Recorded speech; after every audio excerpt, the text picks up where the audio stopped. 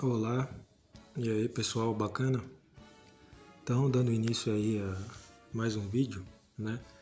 E nesse vídeo introdutório, nós vamos começar com os estudos aí sobre a arqueologia, certo? E, e a história bíblica, né? Se faz sentido, se não faz, enfim. Então, primeiro de tudo, né? Como são datados os artefatos, né? Os ossos, os tijolos, enfim, as peças que você vê aí, que a gente vê no museu, como são datados, né? Como é feita a datação? Então, a datação, o modo de datar mais eficaz e mais popular e conhecido é o chamado por datação por radiocarbono, chamado carbono 14. Que como é feito? Basicamente é o seguinte: todo organismo tem esse elemento, o carbono 14, certo? O organismo, tanto planta como seres humanos, animais, por quê? Porque é um é um elemento que está aí na atmosfera, né? No oxigênio. E tanto existe esse elemento, a radiação 14, como o elemento a radiação 12, né? Então você tem o carbono 12 e o carbono 14, certo? Então como é que eles fazem para medir? O carbono 12 e o carbono 14, ambos eles estão na composição dos organismos vivos, certo? Beleza.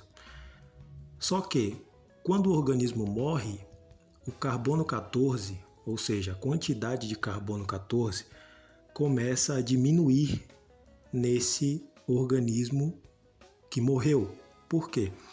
Porque esse organismo para de respirar, para de comer, de se alimentar, né?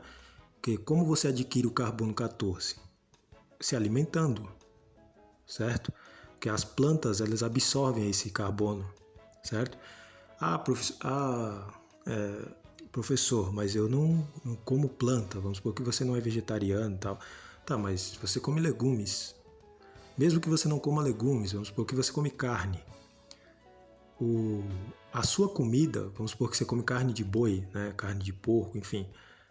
O boi, ele se alimenta de vegetais. Então você, por comer um alimento que se alimentou de vegetais, você também acaba adquirindo o carbono 14, certo? E também pelo ar, né? Então, todo organismo vivo possui esse carbono, né? Esse elemento. Então, o que acontece? Quando esse organismo morre, a quantidade de carbono no corpo dele vai diminuindo, carbono 14, tá?